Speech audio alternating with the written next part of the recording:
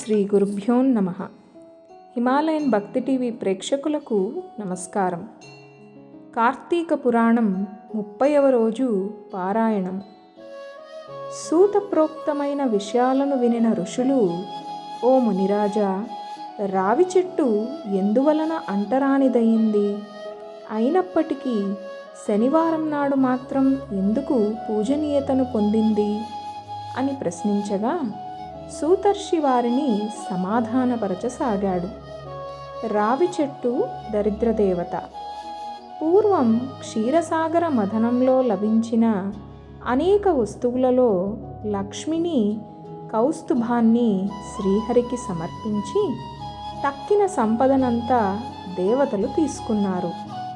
శ్రీహరి శ్రీదేవిని పెండ్లి చేసుకోదలిచాడు. కానీ శ్రీదేవి, ఓ నారాయణ, నాకన్నా పెద్దది నా అక్కయ్య ఉన్నది.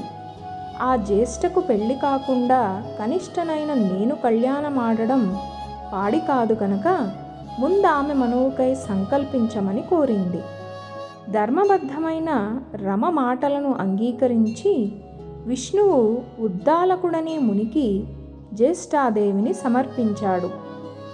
స్థూలవదన, అశుభ్రరదన, అరుణనేత్రి, కఠినగాత్రి, బిరుసు సురోజాలు కలిగిన జ్యేష్ఠాదేవిని ఉద్దాలకుడు తన ఆశ్రమానికి తెచ్చుకున్నాడు. దరిద్రదేవతకు ఇష్టమైన స్థలములు. నిరంతర హోమధూమ సుగంధాలతోనూ వేదనాదాలతోనూ నిండిన ఆశ్రమాన్ని చూసి పెద్దమ్మ దుఃఖిస్తూ, ఓ ఉద్దాలక, నాకీ చోటు సరిపడదు. వేదాలు ధ్వనించేది, అతిథి పూజా సత్కారాలు జరిగేవి, యజ్ఞయాగాదులు నిర్వహించబడేవి అయిన స్థలాలలో నేను నివసించను. అన్యోన్యానురాగం గల భార్యాభర్తలు ఉన్న చోట గాని, పితృదేవతలు పూజింపబడే చోట గాని, ఉద్యోగస్తుడు, నీతివేత్త, ధర్మిష్ఠుడు, ప్రేమగా మాట్లాడేవాడు, గురుపూజా దురంధరుడు ఉండే స్థలాలలో గాని నేను ఉండను.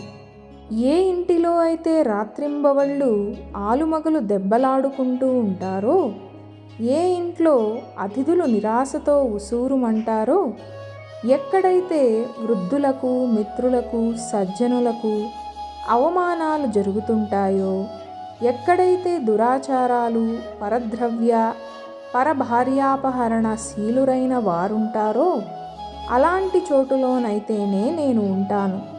కళ్ళు తాగేవాళ్ళు, గోహత్యలు చేసేవాళ్ళు, బ్రహ్మహత్యాది పాతక పురుషులు ఎక్కడ ఉంటారో నేనక్కడ ఉండటానికే ఇష్టపడతాను అంది.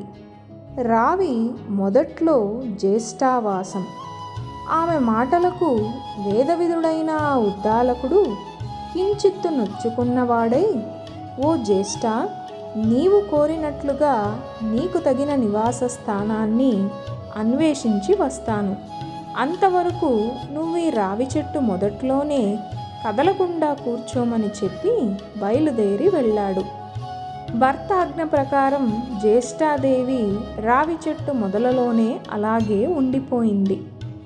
ఎన్నాళ్లకి ఉద్దాలకుడు రాకపోవడంతో పతి విరహాన్ని భరించలేని పెద్దమ్మ పెద్ద పెట్టున దుఃఖించసాగింది. ఆమె రోదనలు వైకుంఠంలో ఉన్న లక్ష్మీనారాయణుల చెవిలో పడ్డాయి.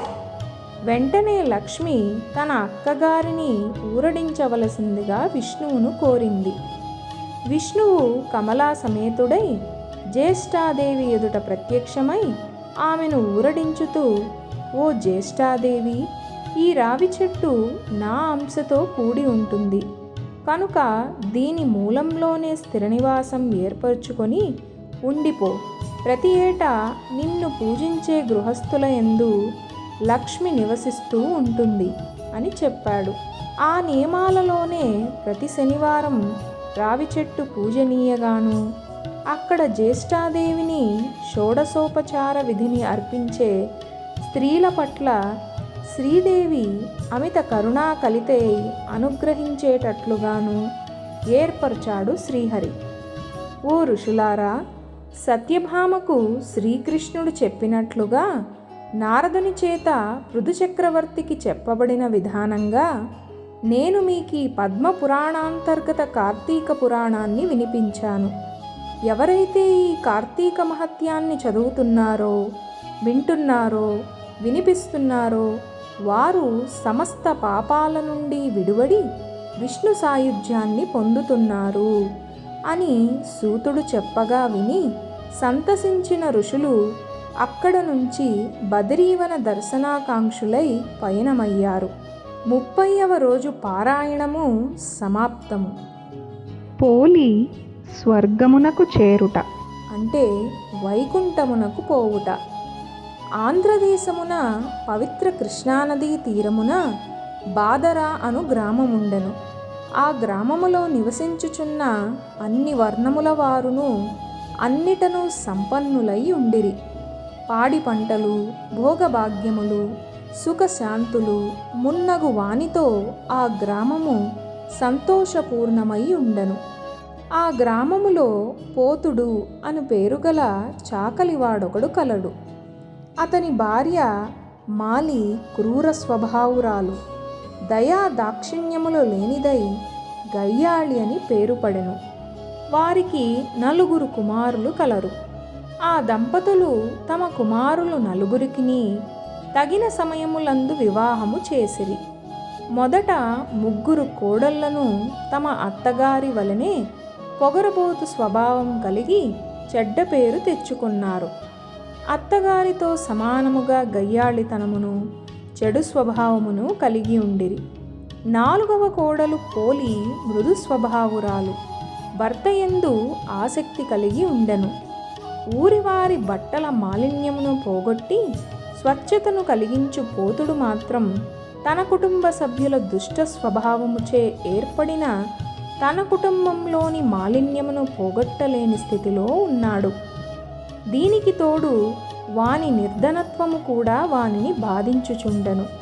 చిన్న కోడలైన పోలిని తన భార్యయగు మాలి మిగిలిన కోడళ్లను దూషించుట, బాధించుట గమనించియు నిస్సహాయుడై ఊరుకుండెను. అత్తయ్యగు మాలి మిగిలిన తోడుకోడళ్లను ఇంటి పనులన్నిటినీ పోలిపై వదిలిరి.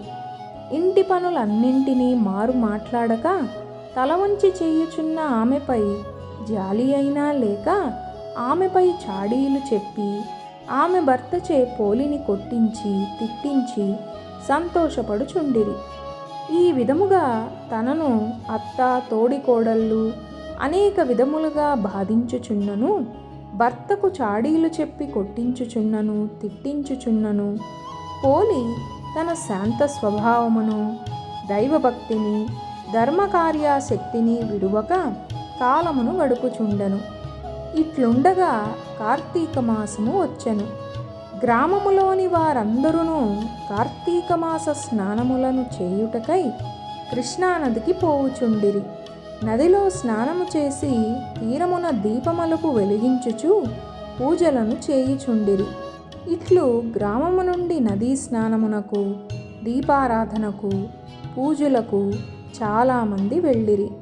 అటు వెళ్ళిన వారిలో నిజమైన భక్తులు కొందరుందురు. కొందరు వాళ్ళు చేసే పూజ వలన వారికి పుణ్యమును సంపాదింపవలయునని తలచి నదీ స్నానము మొదలగు వానిని చేయుదురు. మరికొందరు తామును మిగిలిన వారి వలె చేయనిచో బాగుండదని వచ్చి మిగిలిన వారి వలె నదీ స్నానము మిగిలిన వానిని ఆచరింతురు. ఇట్టి వీరందరినీ చూచి వినోదించుటకై కూడా మరికొందరు నదీ స్నానము మొదలగు వానికి తయారగుదురు. పోలి అత్త మాలియను ఆమె కోడళ్ళు 3 పోలిని ఇంటి వద్ద నుంచి నదీ స్నానమునకు వెళ్ళిరి. ఇంటి పనిని, బాధ్యతను పోలికి అప్పగించిరి. నదీ స్నానమునకు పోయి స్నానము, దీపారాధన మున్నగు వానిని చేయినప్పుడు మాలి మున్నగు వారి దృష్టి దైవముపై, దైవ కార్యముపై లేదు. మనస్సు చేయు పనిపై నిలుపలేదు. భక్తి వారిలో మొదటి నుండి లేదు. స్నానము మొదలగు వానిని చేయుచున్నారు వారు. పోలి ఇంటి వద్ద పాలను త్రాగుచున్నదేమో, పెరుగు, వెన్న మొదలగు వానిని తినుచున్నదేమో, లేక వానిని అమ్ముకొని సొమ్ము చేసుకొని దాచుకొనుచున్నదేమో, అని అనేక విధములుగా తలుచుకొనుచు తమ తలపులను మాటలలో పక్కవారికి తెలుపుకొనుచు తమ బుద్ధిని మనసును పోలిని ఆడిపోసికొనుట యందు నిలిపిరి.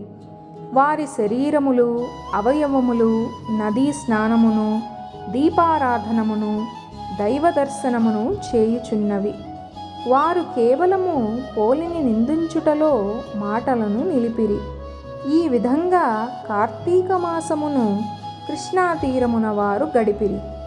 వ్రతోద్యాపనకై మార్గశిర శుద్ధ పాడ్యమి నాడు కృష్ణా తీరమునకు చేరిరి. ఇక ఇంటనున్న పోలి నిస్సహాయురాలు. అత్తగారికి తోడికోడళ్లకును సమాధానమును కూడా చెప్పలేని స్థితిలో ఉన్నది. భర్తయు తన తల్లి మాటలను వదినల పలుకులను వినును నమ్మును, తనను పట్టించుకొనడు. నదీ స్నానము దీపారాధన మొదలగువన్నీ చేయవలయునని ఉన్నా కూడా ఇంటి బాధ్యతకు బంధితురాలైన ఆమె తన భక్తిని నదీ స్నానాదులయందలి కోరికను దైవ ధర్మ కార్యాశక్తిని తనలోనే దాచుకొనెను. అత్తకు తోడికోడళ్లకు సమాధానము చెప్పలేదు.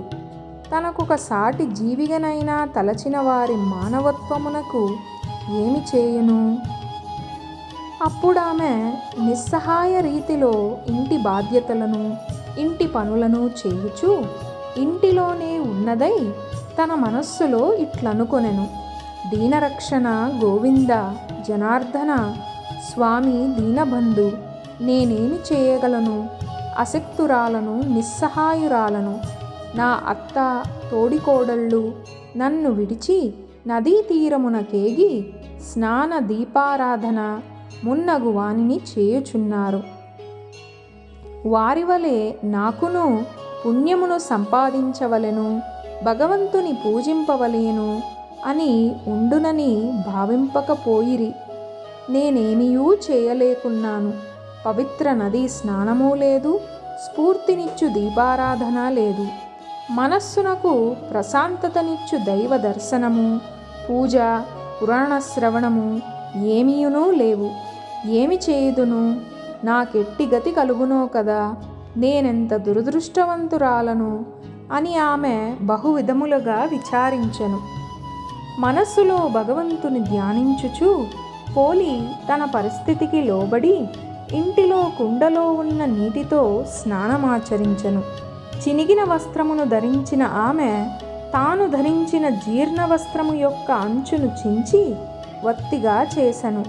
దానినొక పాత్రలో ఉంచి కవ్వమునకు అంటిన కొద్దిపాటి వెన్నను తీసి ఆ పాత్రయందుంచి దీపమును వెలిగించి, స్వామి పుండరీకాక్ష గోవింద జనార్దన అనాథరక్షక దీనబంధు దయచూపుము, నేను అశక్తురాలను, నాపై అనుగ్రహము ఉంచమని పోలి ప్రార్థించెను. ఇట్లు దీనావస్థలో ఉన్న పోలిని వైకుంఠమున ఉన్న దయాసముద్రుడగు శ్రీ మహావిష్ణువు గమనించెను. ఆమెపై అనుగ్రహము కలిగెను. ద్వారపాలకుడైన సుశీలుడను వానిని చూచి, ఓయి నీవీమను వెంటనే సగౌరముగా బంగారు విమానము నెక్కించి తీసుకొని రమ్మని ఆజ్ఞాపించెను. సుశీలుడు వెంటనే పోలి ఉన్న చోటునకు బంగారపు విమానముతో వచ్చి, ఓ సాధ్వి, మంచి నడవడిక గల ఉత్తమురాల, నిన్ను ఈ శరీరముతోనే వైకుంఠమునకు తీసుకొని రమ్మని శ్రీ మహావిష్ణువు పంపెను. కావున వెంటనే వచ్చి ఈ విమానమును ఎక్కుము, రమ్ము అని తొందరపెట్టెను. ఆమెను విమానముపై ఎక్కించుకొనుచుండెను. అప్పుడే వ్రతోద్యాపనము చేసుకొని పోలి అత్త మాలి మిగిలిన తోడికోడళ్ళు ముగ్గురును ఇంటికి వచ్చిరి. మాలి జరిగిన దానిని తెలుసుకొని తానును వైకుంఠమునకు చేరవలేనని తలచి విమానముతో ఎగరబోవు పోలి పాదములను పట్టుకొనెను. పెద్ద కోడలు తన అత్త మాలి పాదములను పట్టుకొనెను. అట్లే ఆమె పాదములను రెండవ కోడలి పాదములను మూడవ కోడలు పట్టుకొనిరి. ఈ విధంగా వైకుంఠమునకు విమానములో పోవుచున్న పోలి పాదములను పట్టుకుని అత్త మాలి ఆమె పాదములను పట్టుకొని పెద్ద కోడలు, ఆమె పాదములను పట్టుకొని రెండవ కోడలు, ఆమె పాదములకు వేలాడి మూడవ కోడలు చూచువారికి విచిత్ర దృశ్యమును కల్పించిరి. వైకుంఠ విమానమును నడిపించు సుశీలుడు వీరిని చూచెను. వారు పోలిని పెట్టిన బాధలను గుర్తుకు తెచ్చుకొనెను. శ్రీ మహావిష్ణువు మాటలను పోలిపై ఆయనకు కలిగిన దయను గమనించెను. మీరు మంచివారు కారు. పోలిని చూచి అసూయపడి ఆమెను బహువిధములుగా బాధించిరి. మీరు దుష్టులు. మీరు నదీ స్నానము, దీపారాధనము, దైవ దర్శనము, పూజ, పురాణ శ్రవణము మున్నగు వానిలో పాల్గొన్నను మనసులో పోలిని దూషించుచు పాలు, పెరుగు, నెయ్యి మొదలగు ఇంటి విషయములను తలచిరి. పోలిపై అసూయపడిరి. కావున మీరు దుష్టులు. మీరు వైకుంఠమునకు రాదగినవారు కారు. కుంభీపాకము మొదలగు నరకములే మీకు తగినవి. అటకు పొండని సుశీలుడు పలుకుచూ చేతిలో ఉన్న కత్తితో మాలి చేతులను నరికెను. అప్పుడు మాలి, ఆమె కోడళ్ళు ముగ్గురును కింద పడిరి. సుశీలుడు మిక్కిలి ప్రేమాధరణలతోనూ మహావైభవముగా పోలిని వైకుంఠమునకు తీసుకుని పోయెను. ఈ విధముగా పోలి శ్రీ మహావిష్ణువు దయకు పాత్రురాలైనది. పోలి వృత్తాంతము వలన ఈ కింది విషయములు గమనింపదగి ఉన్నవి. భగవంతుని యందు నిర్మలమైన భక్తి ఉండవలెను. ఆ భక్తిలో తన్మయత్వము ఉండవలెను. పూజలోని ఆడంబరములు గాని, పూజ చేయువారి ఆడంబరము గాని భగవంతునికి మొగమాట పెట్టవు. ఇతరులను చూసి అసూయపడుట, వారిని బాధించుట భక్తులైన వారికి ఉండరాదు. అట్టివారు మాలి మొదలగువారు. పరిశుద్ధమైన భక్తి మాత్రమే నిరాడంబరమైనను భగవంతునకు ప్రీతి కలిగించును. దిక్కులేని వారికి దేవుడే దిక్కు. కావున మనలో ప్రతి ఒక్కరును అసూయాద్వేషములను విడిచి నిర్మలమైన భక్తితో ఉన్నంతలో యథాశక్తిగా భగవంతుని చేరుటకు పోలివలే యత్నింపవలెను.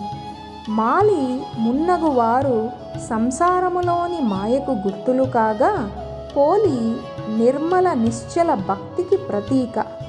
అట్టి భక్తికి కులము, సంపన్నత మున్నగునవి లేవు. మనసును అట్లగుటకు యత్నించుట మంచిది. సర్వే జనా సుఖినో భవంతు. ఓం నమో నారాయణాయ. ఓం నమః శివాయ. కార్తీక మహాపురాణము సమాప్తము.